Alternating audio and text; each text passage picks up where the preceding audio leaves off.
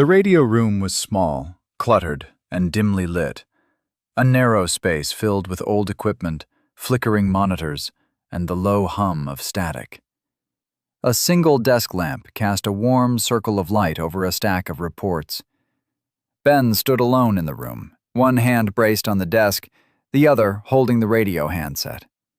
His posture was rigid, his jaw tight, the look of someone who had been trying to ignore a problem and finally couldn't anymore. He pressed the transmit button. This is Officer Ben Calder, Outpost 12 detail. I need to file an early report. A crackle of static. Then a voice, calm, clipped, professional. Go ahead, Calder. Ben hesitated, not because he doubted himself, but because he knew how this would sound. It's about the crew of the freighter Evangelina. A pause on the other end. What about them? Ben exhaled slowly, choosing his words with care. There's something off about their deckhand, the one who calls himself Harry.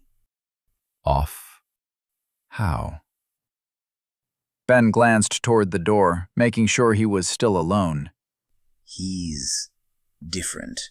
Not just nervous, not just hiding something. It's like he's not fully present. Like he's listening to something the rest of us can't hear. Another pause. Longer this time. Are you suggesting he's unstable? Ben shook his head, even though the chief couldn't see it. No, not unstable, just wrong. Like he's wearing someone else's skin. Static hissed softly through the speaker. Calder, that's a serious claim. I know, but I'm telling you, something's not right with him, and the rest of the crew is acting like they're covering for him. The chief's tone shifted, not alarmed, but attentive. Do you believe they're involved in anything illegal? Ben hesitated again. He didn't want to say yes. He didn't want to say no. I don't know, but I think they're hiding something.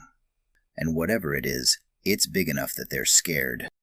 Ben hit the fist on the table as to prove his point. Understood. I'll flag the ship for observation when they reach the hub. Ben let out a breath he didn't realize he'd been holding. Thank you, sir. Keep your eyes open. And Calder, Ben straightened. don't confront them. Not alone. Ben nodded, even though the chief couldn't see it. Wasn't planning to. He released the transmit button. The radio clicked back into static.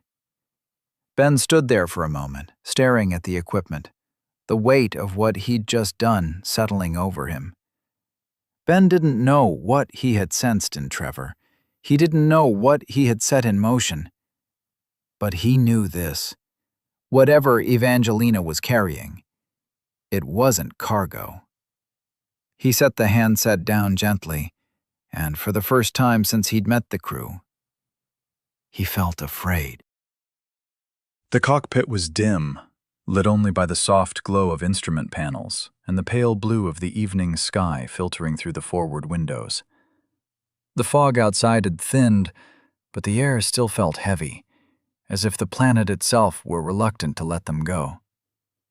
Cullen sat in the pilot's seat, hands moving with practiced ease across the controls.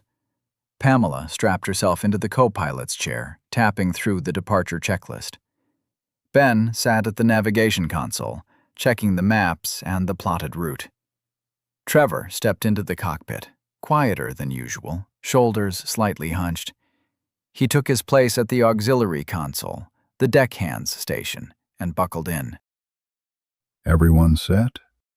Pamela nodded. Ben gave a short grunt of confirmation. Trevor managed a small, tight, "Yeah." Cullen powered up the engines.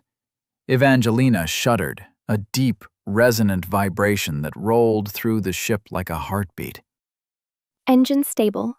Thrusters green. All right, let's get off this rock. He eased the throttle forward.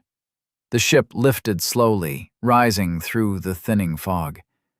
The landing pad fell away beneath them, the outpost shrinking into a patchwork of metal platforms and flickering lights.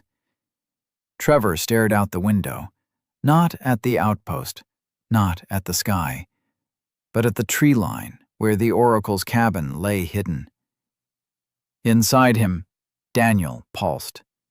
Faint, warm, familiar. Trevor closed his eyes. "Stay calm, please." The ship climbed higher. The pulse flickered, then weakened. Trevor's breath hitched. He pressed a hand to his chest, fingers curling into the fabric of his shirt. Pamela glanced back. Harry, you okay? Trevor nodded too quickly. Yeah, just pressure change. But it wasn't pressure. It was the other presence inside him. Hold steady. He said in his mind. The pulse flickered once more. Then, silence. Trevor inhaled. The moment Evangelina left the thin world, Daniel slipped from him. Not gone, not erased, but distant. A faint echo swallowed by the solidity of the universe around them. Trevor stared straight ahead, jaw tight, eyes unfocused. Pamela watched him for a moment, worry deepening in her expression. Ben watched him too, but with something colder, something analytical. Something that would follow them all the way to Port Helix, the seat of power in the Helix territories. Cullen didn't notice. He was focused on the sky. Course set. Next stop, Port Helix. Evangelina broke through the last layer of cloud, the stars opening above them like a vast, indifferent ocean. Trevor sat in silence, eyes closed, listening to the ship's hum and to the quiet inside himself. The sky above Outpost 12 had shifted from pale blue to a deep, bruised violet. The last of the fog clung to the metal structures like smoke, drifting in slow, ghostly ribbons. The handler stood on the upper walkway, hands resting lightly on the railing. He didn't move as Evangelina rose through the thinning clouds, engines glowing, hull shimmering in the fading light. He watched the ship climb, his expression unreadable. He didn't see contraband. He didn't see fugitives. He saw a pattern breaking, a rhythm shifting, a crew moving like people with something to hide. Evangelina tilted, engines flaring as she broke through the last layer of cloud and vanished into the sky. The handler's jaw tightened. He lifted a small comm device to his lips. "This is Carl. Track their vector." A voice crackled through the speaker, distant, deferential. "Confirmed. Destination appears to be Port Helix." The handler's eyes narrowed slightly. "Of course it is."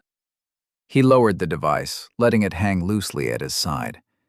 The wind tugged at his coat, carrying the metallic scent of the outpost and the faint hum of machinery. He didn't know what Evangelina was carrying, but he knew this.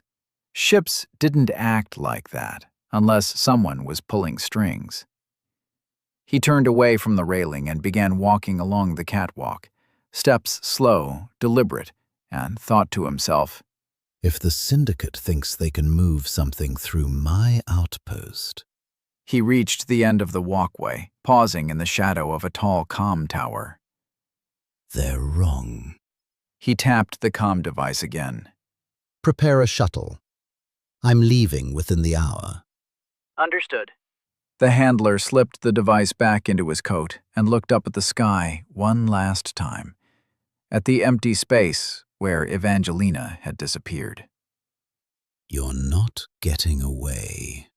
He turned and walked into the darkness of the outpost. And with that single step, the hunt began.